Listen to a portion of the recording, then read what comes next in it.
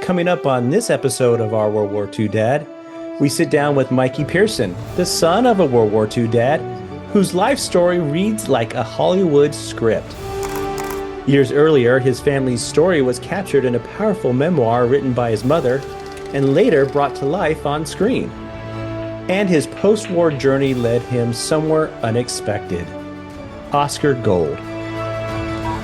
What happened during the war that shaped the rest of his life? And how did it lead from the battlefield to one of Hollywood's biggest honors?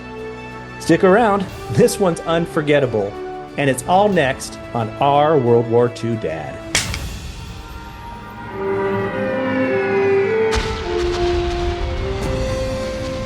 Hi, and welcome to Our World War II Dad. I'm Chris Cangella alongside my brother Ken Cangella. And as you know, Ken and I started this podcast to honor our father, Private First Class Louis Cangella, a replacement soldier in Europe during World War II with the 99th Infantry Battalion Separate. And as World War II sons, we want to learn more stories about the men and women that served during that pivotal war. Yes, Chris, you and I went down this path because we wanted to understand our dad's service, and we had a few clues and tidbits along the way that helped us really expound upon what his story was about and try to understand him as a, 18, 19-year-old in 1944 and 45. And I think we accomplished that.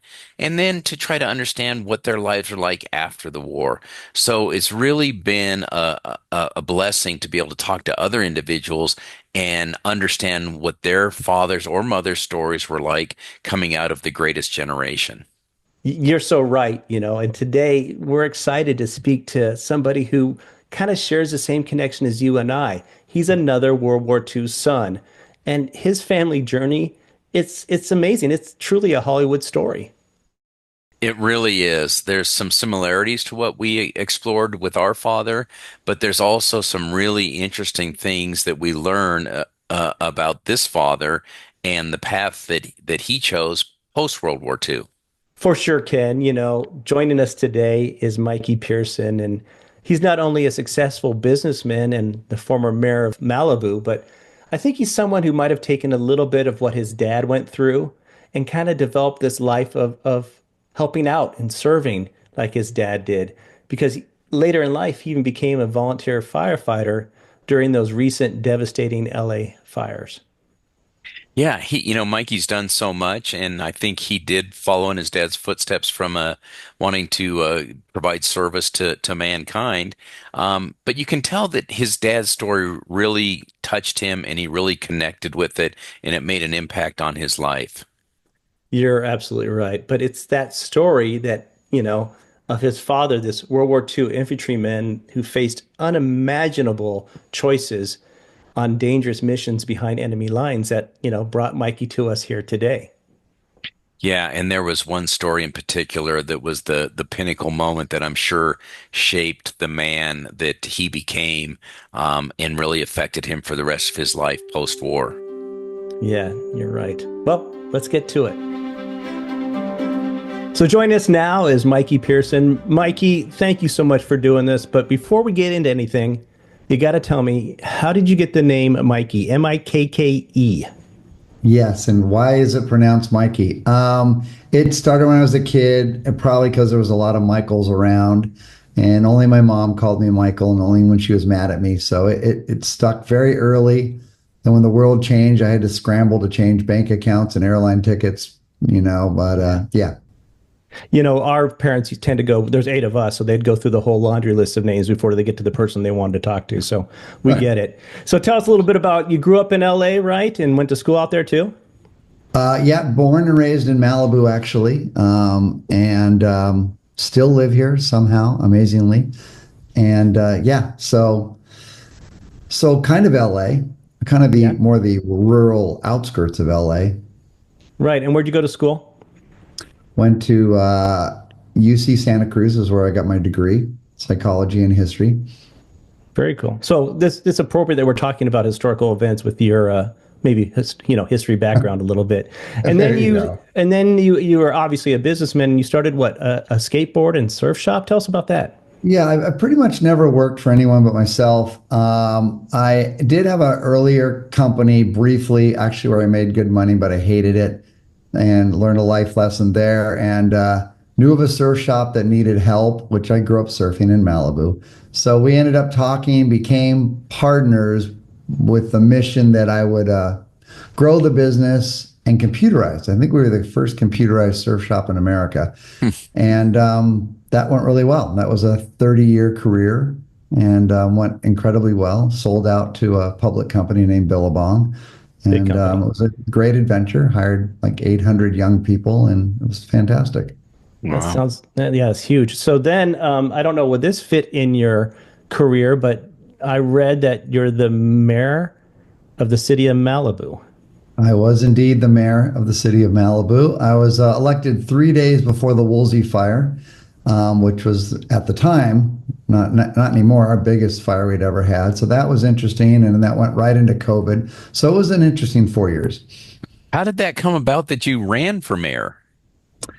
I think I'm very fortunate in my life. I had great mentors in my business, and they really taught me. The business part was easy for me. I'm kind of a nerd and I love numbers and systems and structure. But the part about actually building and growing human beings and communicating well really changed my life. And in my business, I just learned how to evolve people. So at some point, that meant I had more spare time than I used to. And I think I was probably driving my wife a little nuts. So she knew a city councilor who needed a public works commissioner. So I did that, and turned out it was fascinating. I didn't know the back end of how cities worked, which turned into a planning commissioner, which is much more complicated. And I didn't know how that worked, which then 1 year, everyone looked at me and goes, no, no, no, it's your turn. And so I ran and I won, and that's the way that went. That's pretty cool. And then now tell us what you're doing today. You got some cool things happening with your own business. Yeah, ever since I sold my business, I gather before I sold it, I was helping other friends and other businesses with how to run their business because I guess I love teaching. And so it was obvious to a lot of people that business coaching made sense. And now I work with small business owners like myself around the country, even have a client in Italy, and I absolutely love, love, love what I do. That's terrific. Okay, now this is a cool thing that I learned about you. What's You're a that? volunteer firefighter. How did that come about? That doesn't seem, I mean, yes, public service and being in running a city, but volunteer firefighter, how'd that come about? Living in Malibu, fire has always been a part of living here, like many other places now. And I've just, I don't know, naturally never run away from a fire. I mean, I'm cautious, but, a lot of residents, not a lot, a number of us have always stayed to sort of try and help as best we could. And after the Woolsey fire, it was very apparent that the fire department's never going to have enough firefighters during these big events. So as I was on the city council, I started pushing forward. How are we going to involve trained citizens to volunteer and help? And after a bunch of years, we got LA County Fire to agree, and we got trained, and then the fires came. So that's how that happened. You just, I mean, we're talking to you, in early 2025, and I mean, you just came off the line couple of months ago when they had those horrible, devastating fires. Give us a little bit about that experience and what that meant to you. It was extremely intense. I was never fearful for my life, but just to be in a situation that's that intense and really the impact on other people in the community is so overwhelming. It's so traumatic that it was a lot. It was a lot. The Palisades fire was like nothing I've ever seen. I mean, the fire itself was crazy, but I feel like I didn't feel I was putting my life at risk. Just, we were ready, we were equipped, we're trained.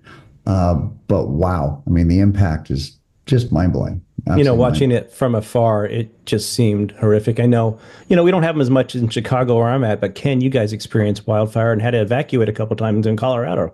Yeah, we had one firestorm come ripping through the south side of Denver. This is years ago, and we got the alert to evacuate, and there's only one way out, and it was just a traffic jam, and you can see the embers coming over, and it's quite frightening. I really got a lot of respect for you guys that step up and get on the front lines to fight those things, because that wind makes it just awful. Yeah. It's certainly a mindset thing. I noticed in the Woolsey fire 6 years ago, my son and I were there to fight it when it came in the neighborhood, and there was a whole bunch of other people until the fire shut up. We turned around. Where'd everyone go? Yeah. We had a sort of this moment of, is it us or them? And we're like, no, I think we're good, and fought the fire for about 36 straight hours. And so, yeah, there's mindset involved. Everyone's got to know their role in a disaster. That's the way I look at it. Mm-hmm. Right, you are. I remember when we had to cover it from news, and when I worked in Denver, we'd go up to the hills where the fire was, and you come back, and you can't get that smell of the fire out of your clothing or anything, your car. So I can only imagine. Yeah.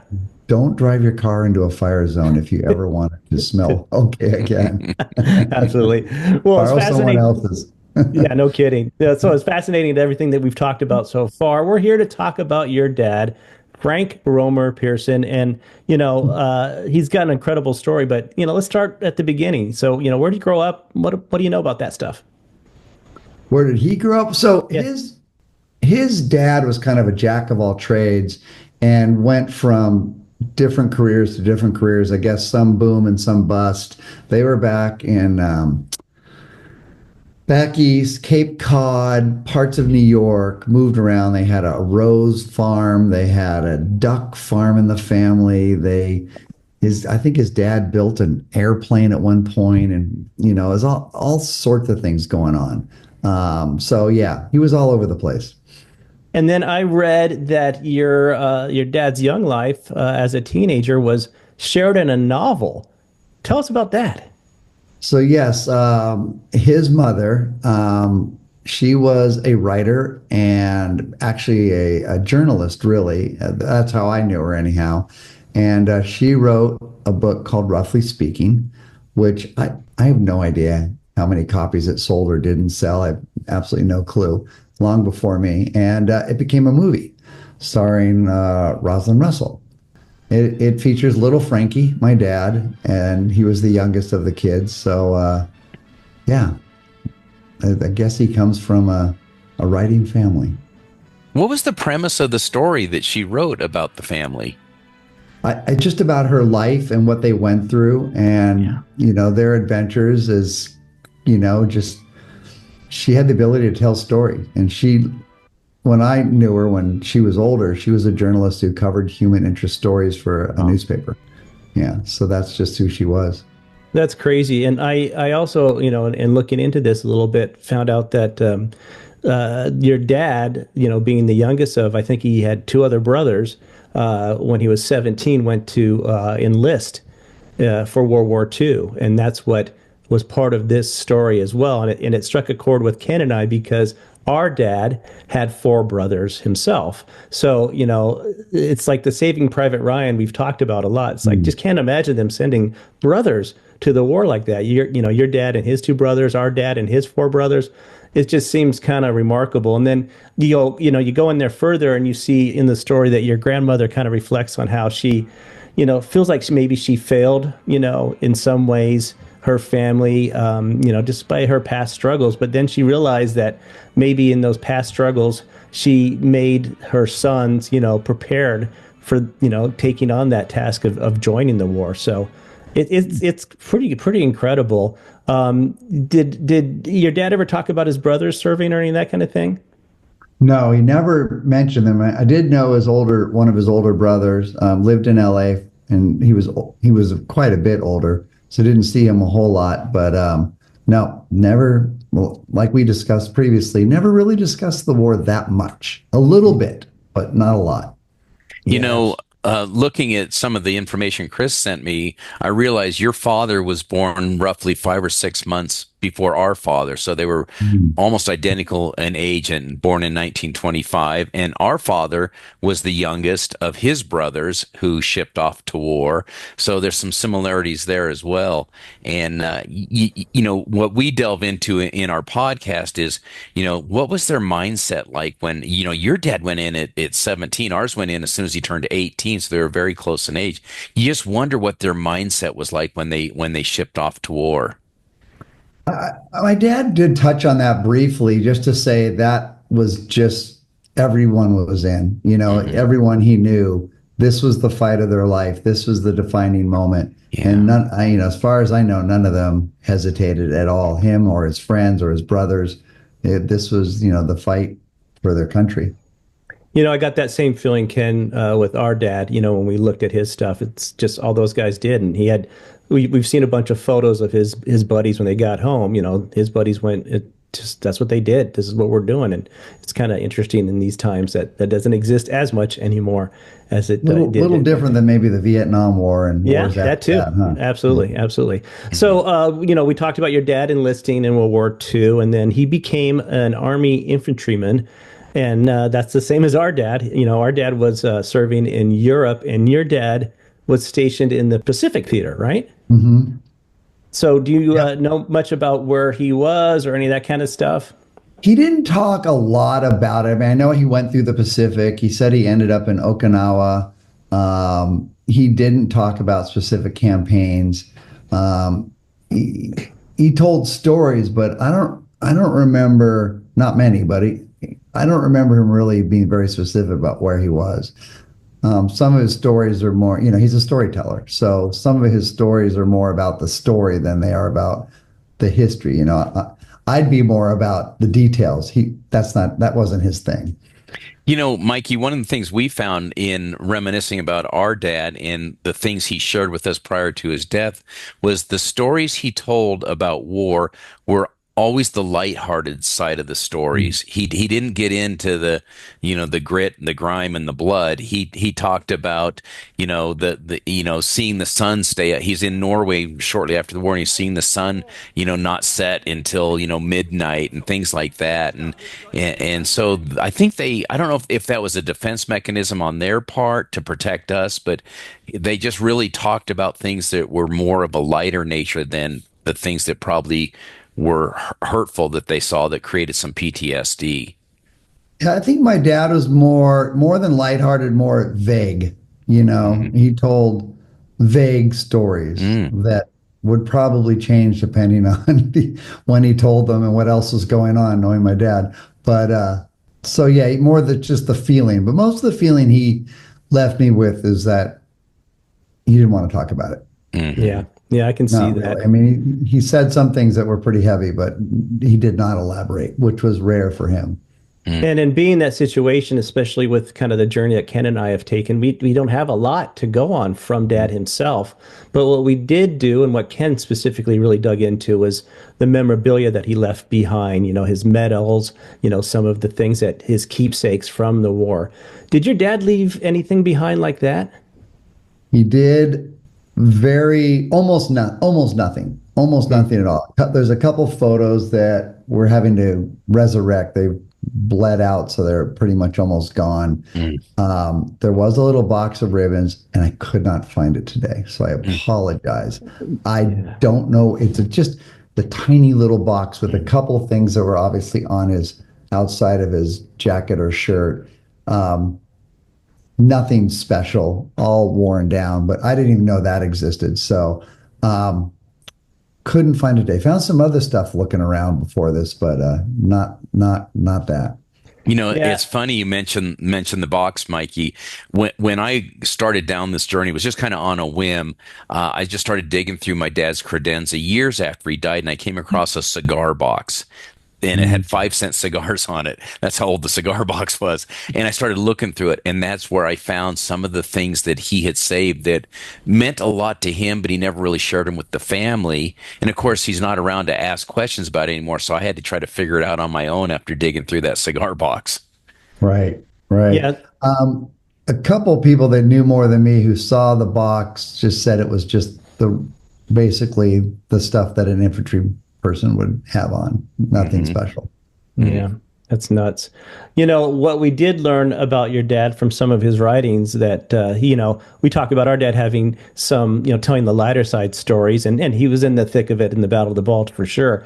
But we kind of learned that your dad had some frightening experiences too, because he was kind of frequently assigned to lead patrols behind the enemy lines there in the South Pacific. And in fact, I came across an article your dad wrote in 2004 for the LA Times, and it was titled "With Blood on Our Hands." And in that article, he reflected on some emotions that kind of resurfaced after, reading about a story of current day U.S. Marines killing a wounded, unarmed Iraqi.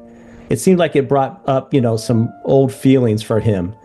And in this article that he wrote, he shares a personal story from his time in World War II about leading a 3-man patrol behind Japanese lines in the South Pacific jungle near Idope, which I guess is on the coast of New Guinea. He writes that on these patrols, if they were spotted, they were instructed to kill anyone who saw them. So during one of those patrols, they were spotted by some villagers, and your dad, Mikke, describes how they even couldn't bring themselves to even kill any of those villagers as they were instructed to do beforehand, because they knew that those villagers hated the Japanese troops just as much as they have come to do.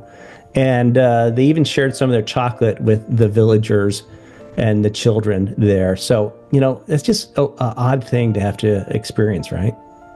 I can't even imagine. I really can't. Traumatizing. When I read that story, Chris, up to that point where they meet with the villagers, it reminded me of a story, and I saw the gentleman speak that was involved in this in I believe it was Afghanistan or Iraq, where they were doing overwatch. They were up on the mountains during either the Iraqi or Afghanistan war, and they were instructed to do the same thing if any villagers approached, and the villagers came upon them herding their goats, and they chose not to do anything, and basically they just let them go their own way. Well, the villagers did tell the either the Taliban or the Iraqis, whoever it was, that they were there, and it ended up in a big firefight. So you can see the dilemma they're faced with when they're near these friendlies. And I think a little bit of the difference was that in your dad's story, Mikke, is he understood in talking to these villagers that they despised the Japanese almost as much as the Americans did, and therefore I think they were more comfortable in not taking any action at that point. The impact of all that, is clearly lifelong for him, and his inability to want to talk about it, I think, is what came out in some of his later work. Absolutely. And these villagers were in, I would assume, their home country of New Guinea. They're in occupied territory. The Japanese are an oppressor to them because this is their home. And so I can understand that too.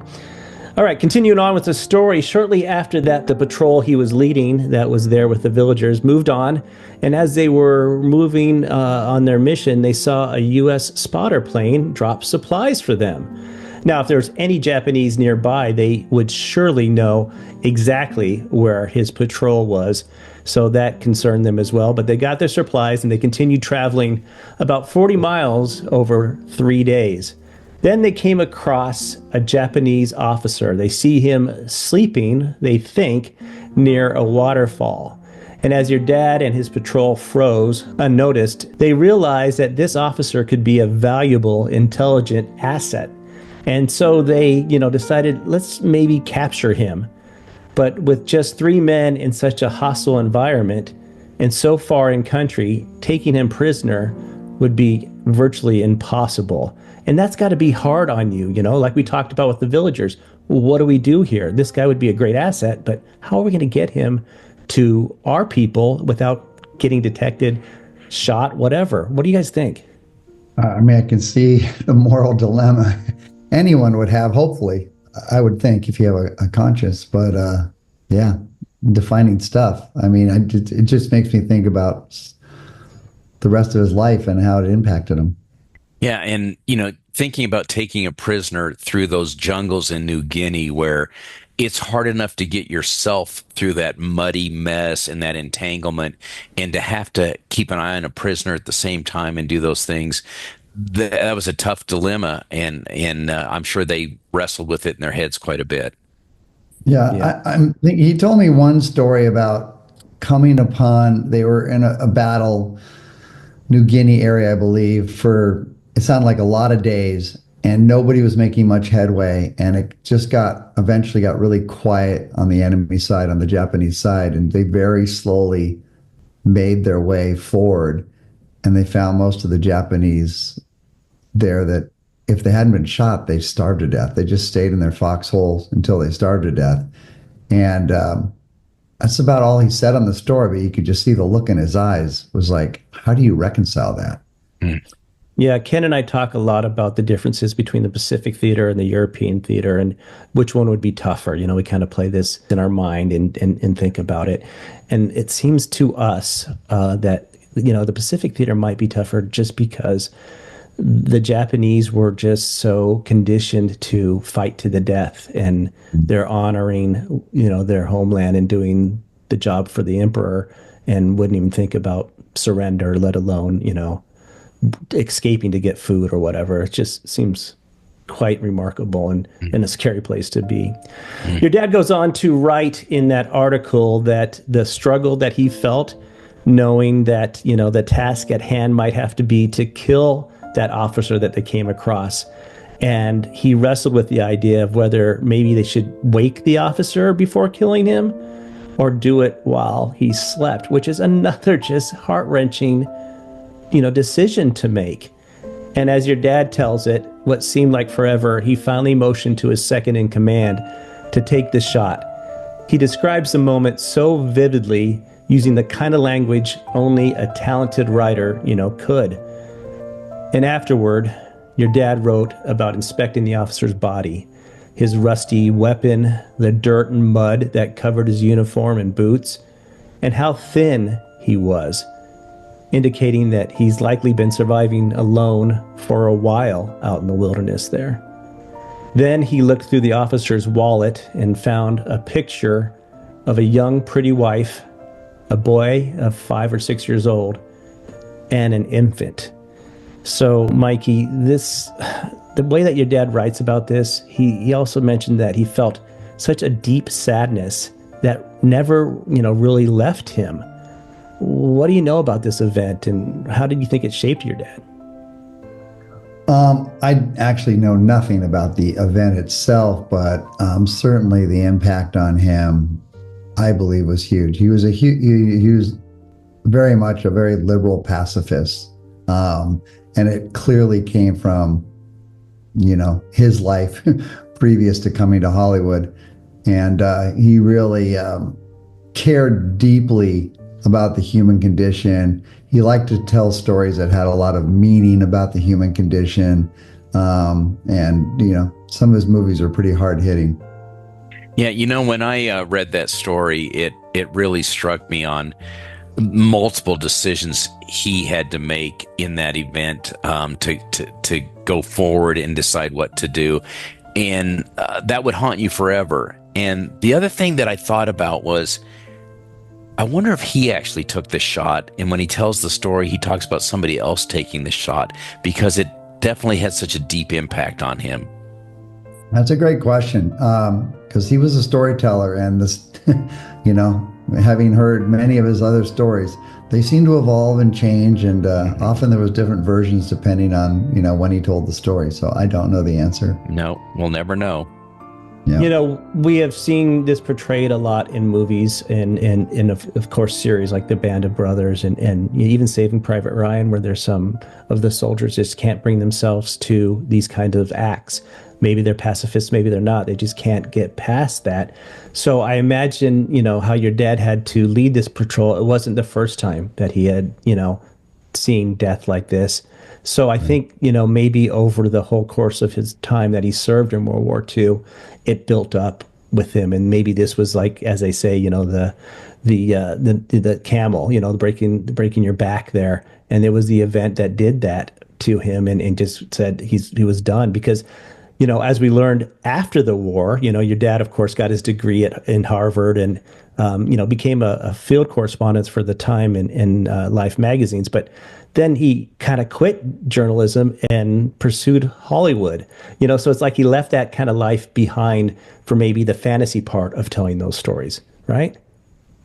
Yeah, exactly. And quite honestly, he was angry back when I was young. Not at us. He never hit us or anything like that. But he had this just deep inner angst in general. Drove like a maniac. Got in arguments all the time. Not fist fights, but a lot of arguments related to his work.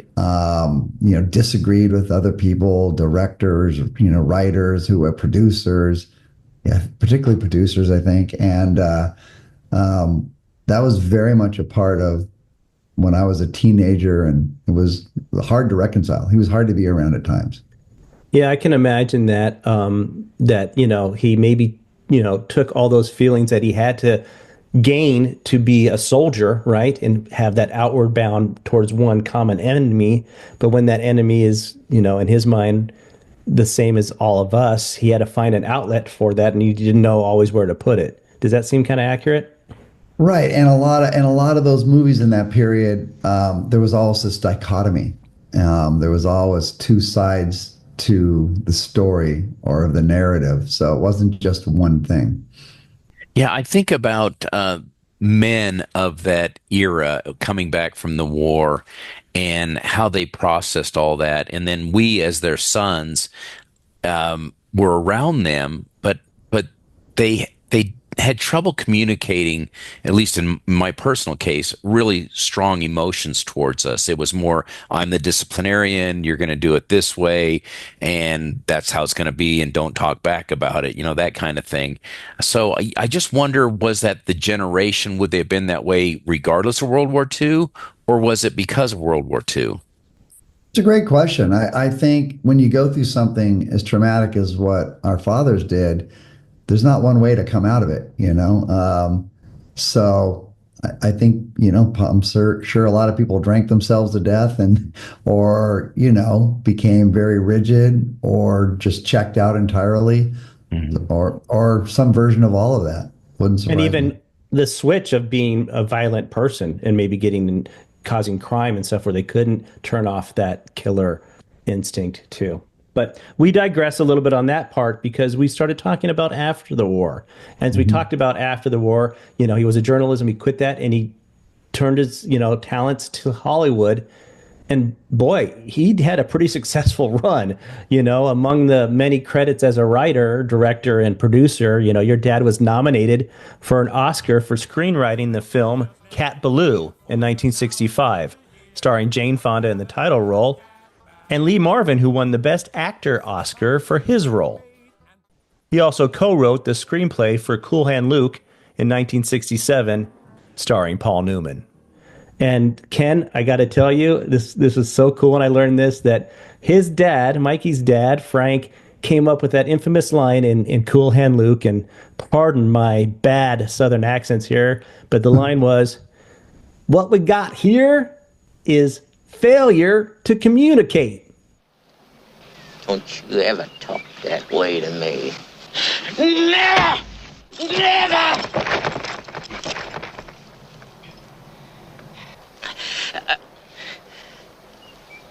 What we've got here is failure to communicate.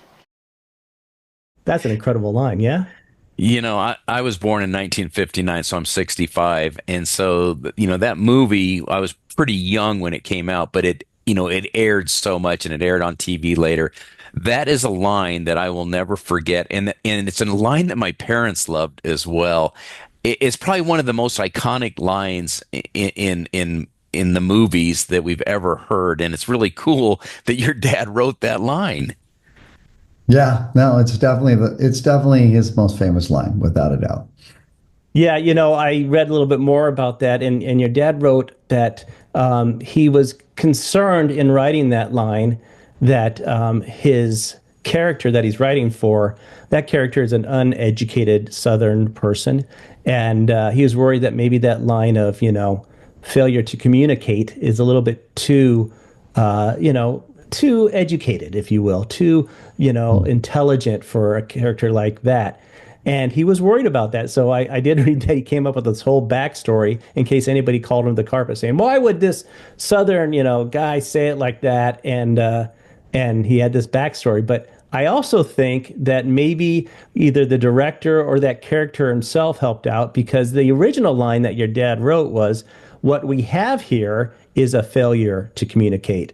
And the character actor or the director told him, say, what we got here, and don't have the is in there. What we got here, failure to communicate, just kind of broken it up a little bit. Maybe that helped bring it home, but still an incredible line. And did he ever did anybody ever bother him? Like, oh, you tell me the line, say the line, or what? Did he ever get bothered when, he was out in public and that kind of stuff? Oh, yeah, absolutely. 100%. Can I show you something quickly? Of course. This is something he actually treasured. This is a Jim Davis Garfield. My dad was a huge fan, and signed by Jim for my dad because it's got his line in it. And my dad treasured this. Wow, that is awesome. So Jim put that into his strip, your dad's favorite line. Now, turn it to you and tell me, does it have it as your dad wrote it, or does it have it as the actor said it? What does it say?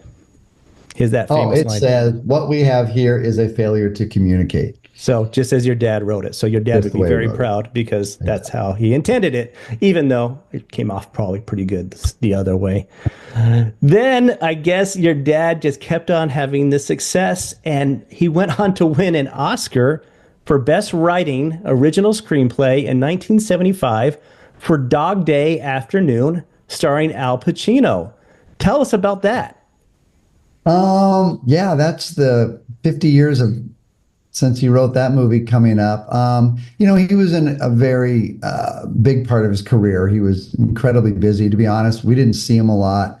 He and my mom had split up. He was probably just absolutely impossible to live with then. Matter of fact, I'm just pretty darn sure he was. So he was gone a lot. I mean, I saw him at times, but like I said, I avoided him a little bit. He wasn't angry at me. He was just a handful. Let's put it that way. Living a pretty counterculture life, driving his Porsche at about 120 miles an hour average, it seemed, and just a bit on the nutty creative side. So during that whole period with Cool Hand Luke, through Dog Day Afternoon, and even further, yeah, there was a lot he was processing. Yeah, and then I read that when the Oscar was given, he wasn't there. What do you know about that? Yeah, we were sitting at home, all of it, the rest of the family watching. We were so excited, and he won, and he just wasn't there. It just really wasn't the exciting moment it could have been. But apparently, he was filming A Star Is Born, and he, I believe, was in somewhere near Phoenix, and him and some of the crew just went to the bar and had some drinks and watched the Oscars there. Was that typical of his, as you knew him then, his nature? Like he didn't care about the pomp and circumstance of all this Hollywood stuff. He was just doing his job. It wasn't just Hollywood. It was establishment in general. The U.S. government on down, he just cynical, maybe a little bit angry. He was not a conformist. Let's put it that way. That's nuts. All right. So then after that, like you alluded to, your dad went on to direct A Star Is Born in 1976. And that, of course, starred Barbara Streisand and, of course, Kris Kristofferson. And then I read about this, and I don't know, you tell me if this story seems right or not, but he said that Kris Kristofferson and he didn't really get along. And Kristofferson went on to say that it was some kind of disagreement that since Kris Kristofferson was trained in the Army, and I can't remember exactly what he had, his training, he didn't go on to fight in Vietnam at the time, and that rubbed your dad the wrong way. Does that seem like that could have happened? An argument with Kris Kristofferson, absolutely. I can see that happening.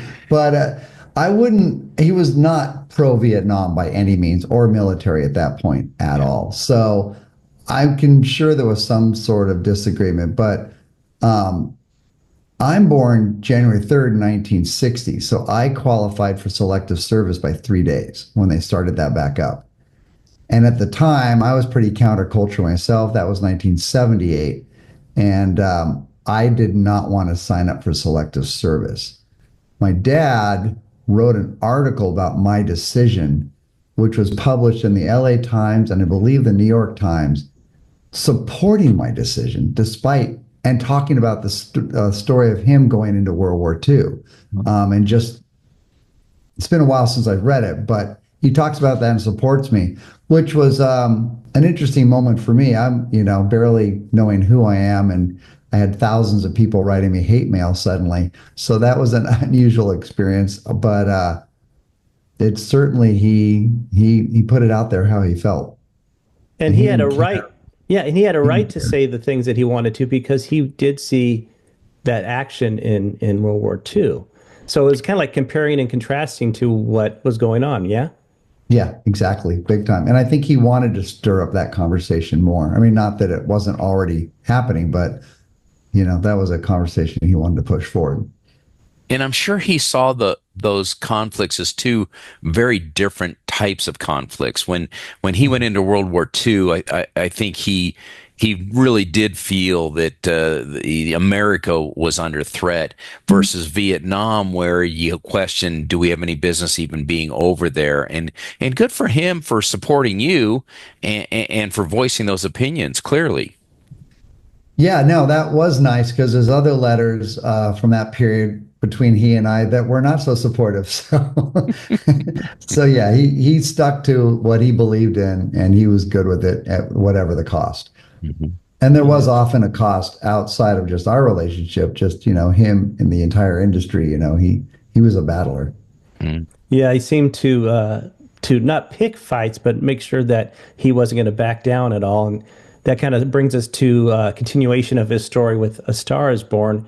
There's been some information that your dad didn't really enjoy working with Barbra Streisand that much. What do you know about that?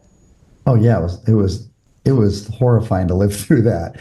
He picked on the wrong person, and let's just say she won that battle, and pretty much could have aced him out of Hollywood. It didn't entirely, but it really, I think, was a turning point where he left working with, large theatrical releases and was early to go into like HBO because they would let him make whatever he wanted that, his way, whereas theatrical releases were starting to dictate what they wanted to see, and that didn't work for him. And the stars kind of drove those vehicles a lot too, because they were the big, attraction. Not just the stars, but money. Yeah. So yeah. So some of his more powerful stuff and it was more in the era where he and I were very close. When I was in my 20s and older, was the stuff he did with other networks. Yeah, I can see that. And then, like we talked about, it seemed like your dad kind of was very particular about the people he worked with. But then in 2001, he served a 4-year term, or began a 4-year term, as a president of the Academy of Motion Picture Arts and Sciences, the people behind the Oscar. So do you think that is part of the establishment, or just why do you think he wanted to do that, and why is that important to him? Yeah, that's a great question. So Dad, like I said, really stood behind what he believed. He was twice president of the Writers Guild. He initiated the early big writers' strike, fighting for writers' rights. That meant everything to him. He taught writing at AFI. And 2021 is also when I think one of his most very powerful movies came out. I believe it was HBO. It was called Conspiracy, about the Wannsee Conference, and where the Nazis were kind of bullied into and decided to exterminate the Jews. And it was really known for its historical accuracy. It was all, I wish I could find the photo. There's a photo. It's in like a sort of a German castle, but the whole conference took place in one giant room, and they rebuilt the room. And there's a photo of him sitting in his chair by the big table where they're having this whole thing and the whole conference. And yeah, so I don't recall this happening. Do you know much about this at What all? was the name of the conference again, Mikey?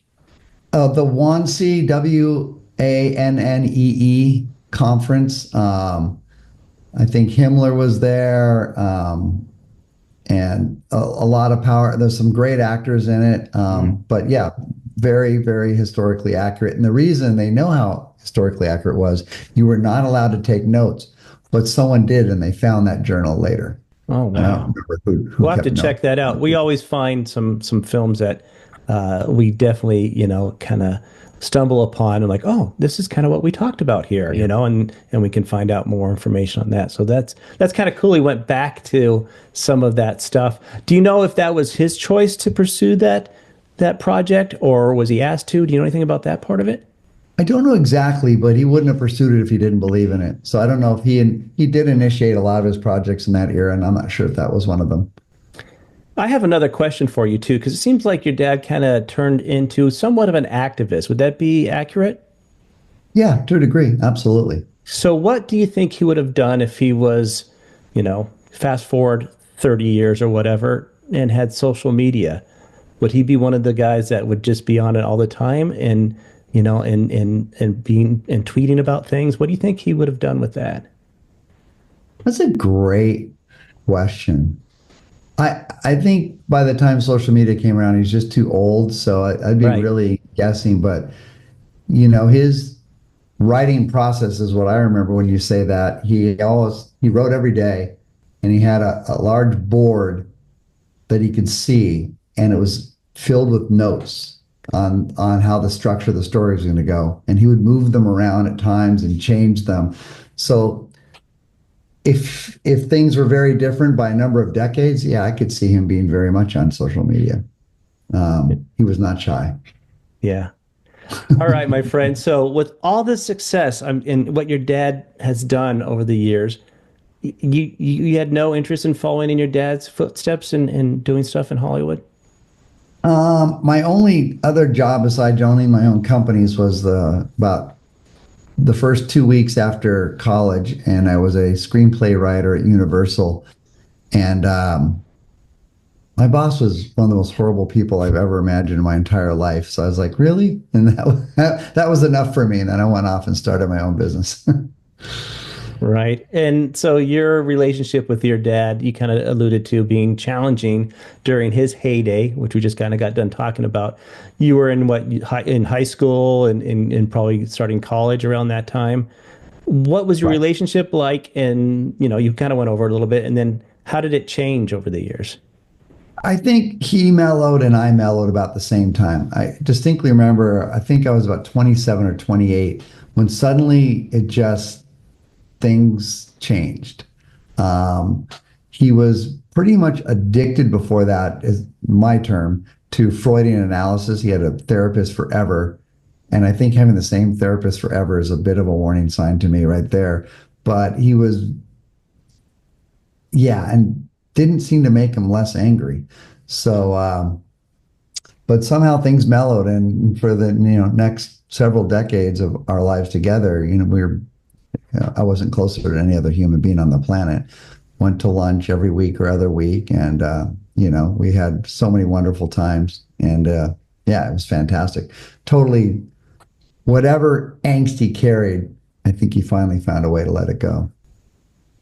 Yeah, that's interesting you put it that way because I can kind of relate to that. I think about my dad when he was younger. He lost his mother the year before he went into the army, which had to be a traumatic thing to take place. He was the youngest of these five brothers, so he was always probably trying to live up to their expectations.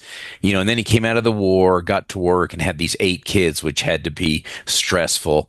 And in my younger years, like you, Mikey, we probably didn't say 10 words to each other, although I felt like he loved me, but he never said that. And so you progress through your life just kind of orbiting around each other, but not really communicating. But then as I got older, I started to think more in terms of like, okay, I'm a dad now and I'm working. I can relate to him more. And then he was retiring. So I think he, like you said, is kind of letting his guard down a little bit. And we did understand a little better each other a little bit better at that stage. So I see how that progression took place for you, and I can totally relate to that. Yeah. Well, I guess, when we go through different things, we get to choose at some point how we come out of it or not. Yeah. I think with his era, the last thing he worked on, actually he was working on it when he passed away, was he was a writer for the show Mad Men, and which harkened back to the era when he was, in New York and working for Time and Life magazine. Wow. And they loved him. The producer, Matt Weiner, said, wow, if you want, because he actually asked Matt if he could work there. Matt's like, how come Frank Pierson wants to work for me? And my dad's like, well, I'm 84 years old. Nobody else wants to hire me. And I know all about that. And Matt's like, then you're the lead writer. And it went really, really well. To the point where after my dad passed, he was nominated for an Emmy. And so I got to go and be at that event. And it was good. It was a nice way to sort of wrap things up for his career. I can see that for sure. And, like what Ken was talking about, Ken's 10 years older than I, and he kind of had more time with Dad, right? So they were able to have more interactions. By the time Dad had me, he was 42, and there was just another one of the, there's the eighth one. There he is. And we had the same kind of relationship where we didn't speak much about it. And it wasn't till, like you said, after college that I kind of got to know him. And then shortly thereafter, he passed away.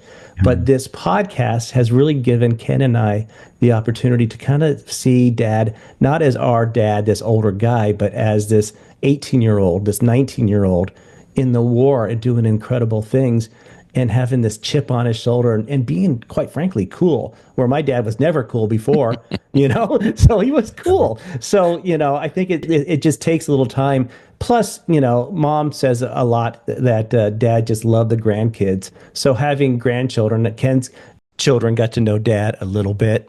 Mine, never. My kids never got to know him. And having those grandchildren, I think, maybe softened him up a little bit. And Mom even alludes to that. He loved the grandkids, but his own kids, he's all right with. They're okay. So having that is pretty cool. Yeah, exactly, and that probably softened him up a little bit. But I got to tell you, man, it's so cool that you're able to have the relationship that you did have with them. It's like you guys patched it up, and I feel like we're kind of doing that through this podcast with Dad, is kind of patching up these things. Like, okay, we weren't on the same page then, but we are now, and it's cool. He had an amazing life. I think that you're having an amazing life. You've done such incredible things. It's almost paralleling him because as much as he served his country and did some other things, you kind of served your city, and you served the people around you by being a volunteer firefighter. Do you think any of that kind of service rubbed off on you from him, or you ever thought about that at all? That's a great question. I know one thing. Despite anything with my parents and their dysfunction and the craziness, particularly when I was younger, I always felt very fortunate and very blessed. So it was always felt easy to give back. I mean, I was raised in Malibu. Poor me. So I recognized pretty early that things were good. And even if I hid from my parents, I mean, I didn't have to hide from my dad when I was a teenager. He just wasn't around. So it was really pretty easy. I was forced to see him once in a while because that's just the way life was. My mom would make me. But I was probably not really trying to meet him halfway at the time anyhow. I was too busy doing my own things and running around with my group of people and, doing whatever crazy things we were doing. So it's really nice to get to a place where, like I said, he truly was my very, very best friend, and for well over 2 decades. And it was fantastic. Yeah, I'm so glad you had that time. You had the time to represent him when he couldn't represent himself at the other awards. And I know they're doing some special things in the next coming year with, you said the 50th anniversary of his, Oscar-winning Dog Day Afternoon screenplay and some of the other things he's doing. I just think he had a remarkable life. And it's so full. Starting, with his grandmother writing, or his mother writing, your grandmother writing about him, to doing the service that he did, to kind of having this cathartic moment of what am I really doing here, to taking that information and building the things that Ken and I see in Hollywood and how they told the story for us. So I can't thank you enough for taking the time to sit down with Ken and I and tell us about your World War II dad, because he had an amazing life. Yeah, he really did, Mikey. When I think about the story, and I'm new to this story via Chris, and I look at this man who, as a young man, he's trudging through the jungles of New Guinea and making these god awful decisions. And he's able to come back from that war and obviously was affected. We all know our dads were affected by it, but he went on to such a hugely successful career. He goes from the jungles of New Guinea to the red carpet at the Oscars is really a unique story. And so I really appreciate you sharing that story with us about your dad, because it's a very interesting life to understand. But in getting to know you on this podcast, I can see that same creativity in you, and that you just found different outlets for it in the way that you've built businesses and helped other entrepreneurs be successful. So you definitely are a chip off the old block. Maybe you didn't want all that chip given to you. There's some things that maybe we don't want, but you certainly got the good things you needed to be successful in life. I can see that. I just said, feel very fortunate, very fortunate. And that's what this whole podcast series is about, right? It's finding those connections between the generations, across time and experiences, and then honoring the men that kind of shaped so much of who we are. Yeah, Mikey's dad's life was extremely interesting. He faced some very tough decisions during World War II, and it certainly impacted the type of man he was when he came back, but he was still able to have such a hugely successful career. So it was a fascinating story from, age 17 through all of his years in Hollywood. Yeah, and then something interesting happened when we stopped recording the interview. We were just talking with Mikey. We enjoyed, his time so much that we're just kind of sharing some other stories. And he brings up something that I didn't know about. It was quite interesting. Let's take a look. It's been really fun, and I've kind of been learning on the way too. So Well, both of your passions for this shine through. That's what's the magic sauce here. It's good. You guys are good. Thanks. Yeah, man. we do love doing this together, and we have a lot of conversations back and forth. And I think I've made Chris a World War II geek along the way. But to me, it's not just World War II. It's the whole ancestry. There you go. The whole ancestry thing is amazing to me. I like to dig into that and try to figure out, why are we the way we are. And is it nature versus nurture? And how far back does those kind of things go that shape us, Well, you know what? There's one thing we didn't talk about that really factors in there. My sister and I are adopted, so we're not blood. I forgot. Wow. It didn't even occur to me. I don't think about it much. That's But neat. never learned I was adopted. I just always knew. So there was never a secret.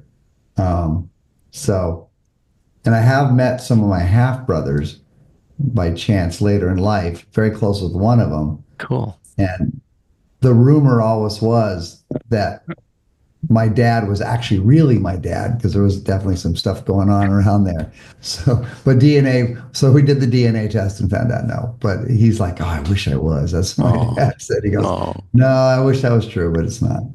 Wow. Well, it didn't seem to really affect your relationship because, we're blood with our father, and we had the same kind of situation. It's like, yeah, he didn't like us too much when we were younger, but as we got older, you tend to tolerate us a little bit more. So yeah. So I think there's something. I mean, from my perspective, family are the people you're around and that love you and you love them back. There's something to be said about, your family is the one that you kind of make too. There could be your friends 1,000%. that get that closeness to you, and you become that kind of Yeah. brothers and sisters. Yeah. So I'm clearly a big believer in that because why wouldn't I be? Sure. You have to be.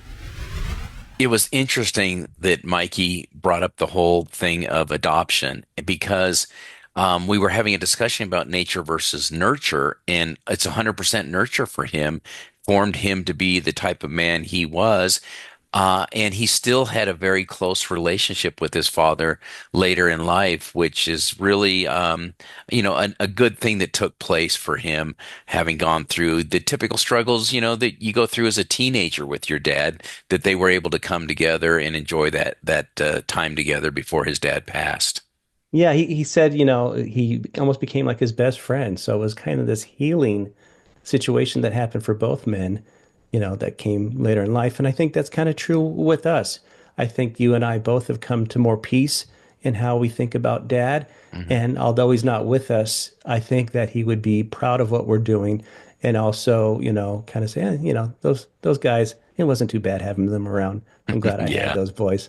All Yeah. right. Well, that's going to wrap it up for this episode of Our World War II Dad. We'll see you next time, and we hope we have just as a powerful story as we had tonight because we want to honor those who served in World War II, and we want to learn more about the relationships that many of us have with those people that served, both the men and the women. So we'd love to hear from you. Please drop us a comment below on YouTube, or leave us a review on the audio podcast, or even send us a message at ourworldwar2dad@gmail.com. So that's RWW2DAD@gmail.com. For my brother Ken, I'm Chris Cangella, and we'll see you next time on Our World War II Dad.